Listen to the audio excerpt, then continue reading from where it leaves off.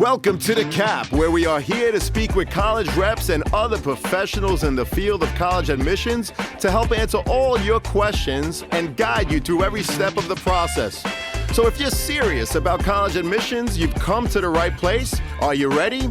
Let's talk about it. And now, here's your host, Dr. John Durante. Welcome to The Cap, the College Admissions Process Podcast. I am your host, John Durante, and I am here to introduce you to college admissions representatives and other professionals in the field of college admissions. Our purpose is to serve you, the students and parents, so that you may gain insight straight from the people who ultimately make the decisions.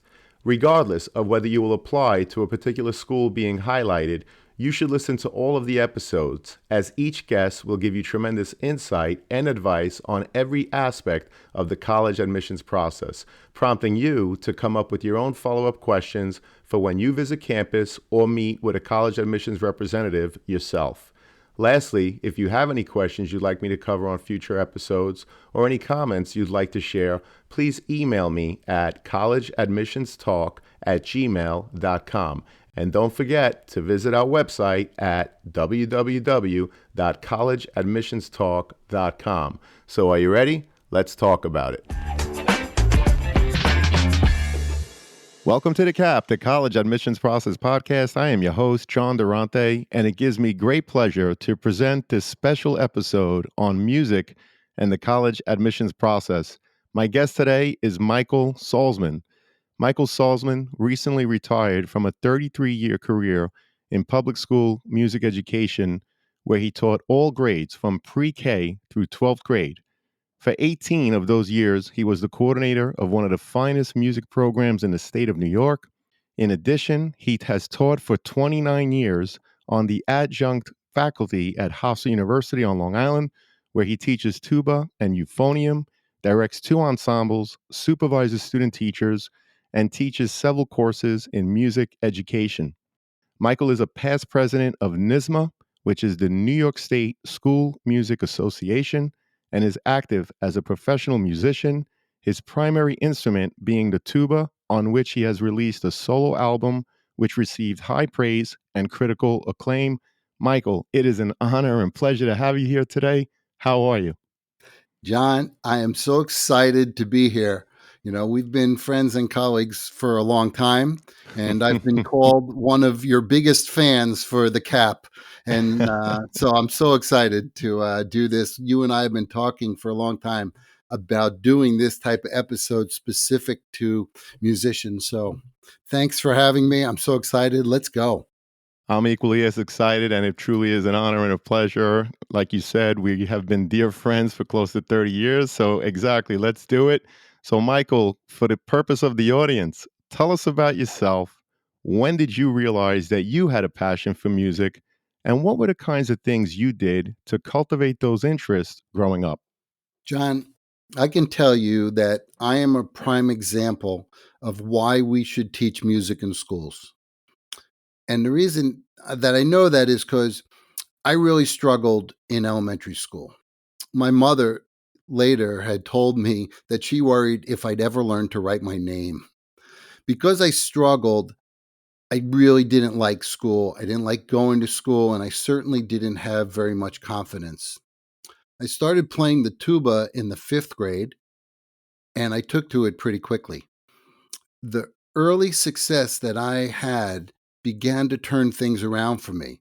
The confidence I developed was such a positive influence on me, and the process of learning to play an instrument taught me that hard work really does pay off. By the time I got to high school, I was a fairly good student with pretty good grades. I even got 100 on my algebra regents and graduated with good enough grades to get into some very good colleges. So the answer to your question was that I realized that I had a passion for music at a very early age before leaving elementary school. And what did I do to cultivate that passion? Well, my parents, seeing the very positive effect that music was having on me, were extremely supportive. I took private lessons from a great teacher. And besides playing in every musical group in school, I also played in a great youth orchestra outside of school. And that was a really powerful influence on me. Well, your parents were wise to see the positive effect that music was having on you, which speaks to the importance of art and music education in our schools, as not everyone wants to be, for example, a doctor. But by the way, I know quite a few doctors who are good musicians. So, Michael, can you explain what are the different ways that music would be part of a student's college admissions process? Sure. And I've given this a lot of thought. There are several different reasons why music would be a part of a student's college admissions process, and many different ways in which music could be a part of any particular student's college experience. So I break these down into four groups. The first group are the students who, like I was, are extremely passionate about music and want to major in music performance. These are the students who want to go all in and see if they can make a career out of being a full time performing musician. The second group are the students who are equally as passionate about music and also see themselves as music educators. These students should be equally as excited about music and also about influencing and shaping the lives of young people. They were probably very influenced by a great music teacher at some point in their lives. Now, I want to say that some music education majors think of it as a fallback option. All right. They say things like, I better get a teaching degree just in case the performing thing doesn't work out. Later on, I hope that we'll have a little time because I want to talk about why I don't believe that that's a very good idea. All right. The third group are students who love music, want it to be an important part of their college experience, but don't necessarily see themselves as a professional musician or a music teacher. These are the next generation of professionals in all fields of study who happen to love making music and are not ready to give up the great musical experiences they had in high school. And then the fourth group, there are many students who are very good musicians, don't want to particularly study music in college or even actively participate in a music program in their college, but they want to use their musical proficiency to supplement their college application. They want the college to see them as a well rounded individual with broad interests. While their music experiences and expertise will say a lot about who they are, how disciplined and well rounded they are, and even how hard they are willing to work, they're not necessarily looking to be involved in music in college.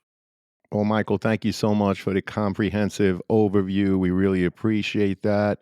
So, obviously, the college admissions process is different for each of these groups.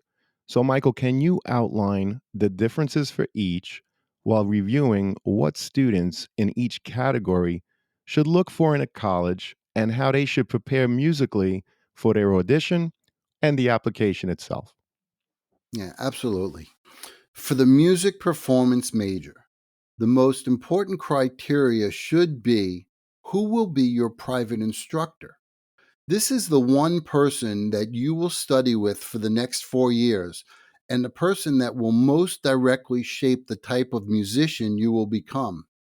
It is, in my opinion, very important to seek these people out early, starting in the junior year, and taking a lesson from them.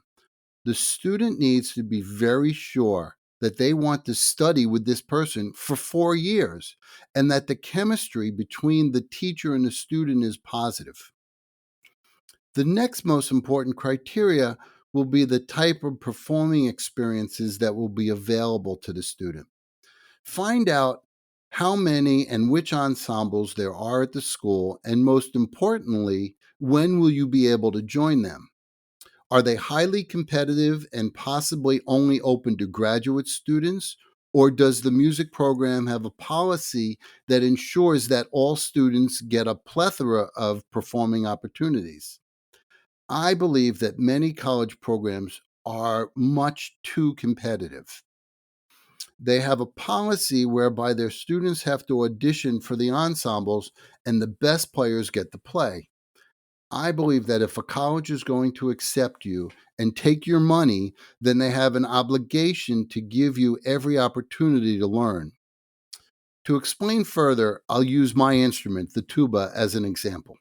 Right? Let's say there are 8 tuba performance majors at a particular school, and there is one amazing freshman that comes in and is already the best player there.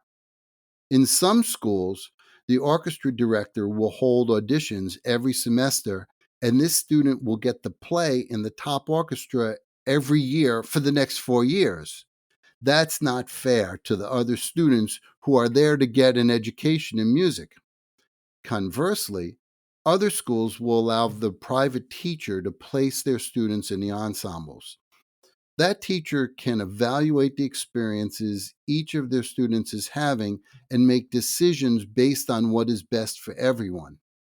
They might say, Student A played in the number one orchestra last semester, so let's give student B that opportunity this semester. When I was a student at Indiana University, my teacher placed all of his students in ensembles so that we all had a wide variety of great experiences. Now, I don't know if they still do it that way, but I remember feeling like it was a very fair way to ensure that all of us that were accepted got the quality education that we expected. Now, for music education majors, the private teacher is still a very important aspect of the search process, as this may be the only teacher that the student will study with throughout their 4 years in college. You have the same teacher for 4 years. That teacher will be very influential as they will meet one on one every week for the entire time the student is in college. Other factors are: one, how good is the music education program?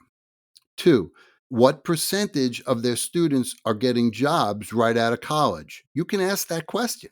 You know, three, what percentage of their students graduate in 4 years? Many programs have so many requirements that a large number of students take 4.5 to 5 years to complete the music education degree, so you should know that before you go in. Five, is the school located in the state where you ultimately will want to teach? This could be an important factor because these schools are the most knowledgeable about the certification requirements in that state. The student who studies music education in a different state than the one where they foresee themselves teaching just needs to be more proactive in learning about their home state's requirements for licensure. This should not be a deciding factor, but certainly one to be aware of. And finally, you should find out what will be the performing opportunities available to the music ed majors. Are the top groups only open to the performance majors or to upperclassmen? And for you future band directors, will you be able to play in a jazz band or jazz ensemble, or is that reserved only for the jazz performance majors? Because that's a really valuable experience for a future band director. Now, what about the student who does not want to major in music, but does want to continue to play their instrument or sing and study music in some capacity while majoring in another subject? These students will probably find that the best match for them is a strong liberal arts college or university.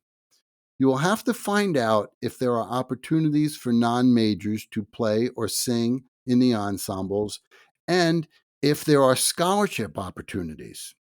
Many schools, like Hofstra University, where I teach, will offer scholarships to non majors with the condition that they perform in ensembles, which is what you want to do anyway, so it's a win win. It takes some research to find a school that is strong in your anticipated major and also has a quality music program that is accessible to non majors. So do your homework and find out, but they're out there. And the opportunities not only to play in great ensembles, but to get some scholarship money to do so are available. So you got to do your homework and find out. Now, for the musician who may not want to continue to study music, the question to ask is this: Does the school allow you to include supplemental information, such as a portfolio or recording, to support your application? Many admissions counselors will be happy to listen to or watch a brief recording of you playing or singing, as this will say a lot about who you are as a person. Colleges know that music students are well disciplined and that they understand the value of hard work. Schools are also looking for well rounded individuals who bring a wide variety of experiences and perspectives to their school. Showing them that you are a good musician, even if they don't have any kind of music program at all in their school, still shows them a lot about you. Now, there are other avenues for music students, such as music theory or music composition or music history or the music business. And I don't want to completely leave them out of the conversation, but I want to mention them. But really, for those students, there are a whole other set of criteria, many of which will be very specific to the school they're interested in. So, a lot of what I mentioned above will be very helpful to these students, but you have to just ask the right questions to those schools to make sure it's the right place for you. Well, that was a great overview of the different groups of musicians. And thank you, Michael, for providing questions to consider within each of the musician categories you described. We really appreciate it. And can you explain the differences between attending a music conservatory and a university as a music major? Sure. Thanks for asking that, as it's a really important question. As I mentioned, I went to Indiana University as an undergrad. Indiana is a huge university, everything you know about a Big Ten conference school, which also happens to have one of the finest music programs in the country. Now, for my graduate degree, I went to the Mannes College of Music, a small conservatory in New York City that is now a part of the New School. In both cases, as I mentioned before, the primary reasoning behind my decisions to attend those schools were the private teachers, and I had great teachers that really pushed me to be the best musician I could be. By having those two diverse experiences, I learned a lot about the difference between them. A conservatory will give a student an intense and rigorous program in music. The program will be extremely focused and usually offer very few, if any, opportunities outside of music. There will probably be some generic humanities courses, but don't expect a lot of options. Even if they partner with another school, which is not uncommon, you shouldn't expect to be afforded a great deal of time to study subjects outside of music. Typically, a conservatory will have very well known private teachers with prestigious careers as performers. They will also have outstanding ensembles. Conservatories tend to have very competitive programs. So the prospective student should be someone who can thrive in a competitive situation. Some students are very motivated by competition, but others are not. It's important to know yourself and to ask questions about the level of competition in a particular program. Now, the university music program will probably be a very different experience, as it certainly was for me. There are many great universities with outstanding music programs. They still have world class performing artists on their faculty and outstanding ensembles. The advantage of these schools, in my opinion, are that you can explore broad interests and interact with people with a wide variety of interests and areas of expertise. You will have the opportunity to take courses outside of music in subjects that interest you, and you will be surrounded by a community of researchers and learners of great diversity. For me, that was very important and proved to be a huge influence on shaping the adult that I would become. You should not think of the university program as a less intense music program.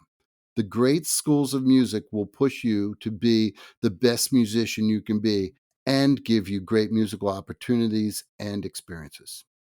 Well, thank you for explaining the differences between the two. while speaking to the importance of knowing yourself, which is great advice regardless of intended major. So, Michael, the audition is obviously a very important part of a musician's application process. How does the audition differ from each of the groups you mentioned, and what should they consider when preparing for their auditions? Thanks, John. I really love this question, and I will answer it. But first, I want to talk about what I believe is a serious flaw in the audition process at many schools, and one that is just now beginning to be addressed. I believe that the biggest problem with the audition process is its dependence on a strong knowledge of and ability to perform Western classical music. A few colleges are just beginning to acknowledge that their long-standing traditions exclude some outstanding young musicians who may be extremely proficient and passionate about music in contemporary styles such as hip hop, rap, rock, and many types of cultural music. Typically, there have been very few opportunities for students whose cultural background has excluded classical music. Think about great young musicians who may be really well versed and creative in the area of hip hop or Indian music or heavy metal and may have tremendous amount to offer the future of those types of music. When those people become famous one day, the school will surely brag about including them in their list of very impressive alumni. But will they be able to talk about how they cultivated their talents and contributed to the students' rise to fame? Probably not. I hope that colleges will broaden their definitions of what makes a great musician with potential to contribute to either performance in any genre or to the future of music education. I think we'll see a lot of change in this area in the coming years. But as far as the audition process currently exists, okay, now I'll answer your question. Let's talk first about the audition for the serious, probably classical, but perhaps jazz musician wanting to major in performance.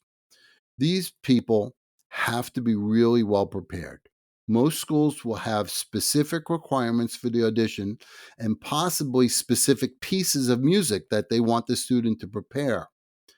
If you take a lesson from the school's teacher in advance of the audition, that is a great time to ask them, what do you think I should prepare for my audition? Students in this group should prepare the most impressive audition pieces they can. Those pieces should show off the students' strengths as well as the breadth of their expertise. Solos and often orchestral excerpts will be asked for at the audition, as will scales and sight reading and possibly an ear training or theory test. I tell you, these students better have taken or studied music theory while they were in high school, because there will certainly be a music theory test, which will be either used as a placement test or perhaps even as a part of the admissions decision process. Now, for the music ed major, first, let's talk about the student who is in this group as a fallback. They need to know that a music education degree is a rigorous program and will most likely not afford the student the opportunity to reach their full potential as a performer. I believe that if you have your mind set on being a performer, that you have to go all in and give it your best shot.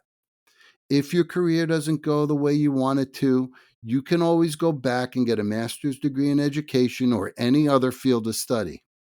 Now, for the audition, the music education major still needs to demonstrate that they are a very strong musician and will be able to provide the music program's ensembles with a first rate performer. These students should probably prepare 2 or 3 solo pieces demonstrating a variety of musical styles. They will also have to be proficient in scales and sight reading. Now, for the non music major, first of all, you should know that there are plenty of schools that will offer scholarships, so the audition is very important. You will need to prove to them that they need you. If you're successful, you may very possibly reap the benefits, which are that you will get money to play or sing in their ensembles. Preparing a strong and diverse audition is certainly to your advantage. The word of caution here is to do your homework and make sure that your intended major will not place requirements upon you that will be in direct conflict with the music program. For example, let's say the music department's band meets Thursday afternoons, and your majors department has required courses that meet every Tuesday and Thursday from 2 to 3:30. You may not be able to meet your commitment to the music department and could lose your opportunity to be involved with music, and you may lose your scholarship. Do some homework and ask important questions. I'm going to use my own son as an example. He was a radio broadcasting major with a strong interest in sports. He was also an excellent musician who played in the band in college. His School of Communications had a wonderful partnership with an NHL hockey team and a minor league baseball team, and he got to work on broadcasts for those games, which, unfortunately, often conflicted with band rehearsals, and he ultimately had to drop the band because of his passion for broadcasting. In addition to the availability of scholarships, finding out about these types of conflicts are important questions to ask. Now, finally, for the student who wants to and can submit supplemental materials for their application, make a recording that best represents you and your musical abilities. If it's a video recording, do it right. Dress for a performance. Find the right room. Use high quality recording equipment if you can. And make the final presentation impressive. Adding titles to your video is an easy thing to do and makes it look even more professional. Do not make a recording in your bedroom, especially if the bed's not made and the room is a mess. And I say that because I've seen those. So make it look good. Well, that's great advice and insight. Michael, this has been a phenomenal conversation, but unfortunately, it leads us to our last question. So, what are your top three pieces of advice you would give a student musician and their parents getting ready for the college admissions process? Okay. So, number one, if you're really serious about majoring in music performance, seek out the private teachers at the schools that interest you. Go to them for a lesson. Some may do this complimentary, some may charge you. It's money really well spent. And never assume that the lesson is free. At the end of the lesson, say, "How much do I owe you for your time?" I knew a teacher once who told me that if a student asked that question, there was no charge. But if they assumed that it was free, then there was a big charge to the student who did not seem to value the instructor's time. All right, number two, work really hard when preparing your audition. It is the single most important factor that the college will use to determine your acceptance into their music program. And three, don't use music education as a fallback in case the performing thing just doesn't work out. The music ed degree is a difficult one that will take time away from your practicing, and the music education field needs people who are equally passionate about music and teaching, not people who have settled for one thing or the other because one thing didn't work out. Well, Michael, you are clearly very passionate about music and teaching. It has been an honor and a pleasure to have you here today. I'm so happy because I know that this conversation is going to help so many student musicians and their parents as they navigate through the college admissions process. Mike, you were awesome. Thank you so much for your time and expertise today. John, thanks so much for having me. I love having this conversation, and I really do hope that it's very helpful to a lot of students. Well, thank you so much. And I know it's going to be. Thank you, Michael.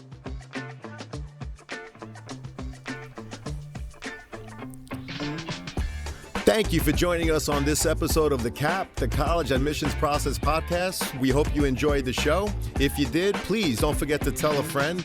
And follow us on Facebook, Instagram, Twitter, and wherever you listen to your podcasts. I am your host, John Durante, and I look forward to seeing you on the next episode of The Cap.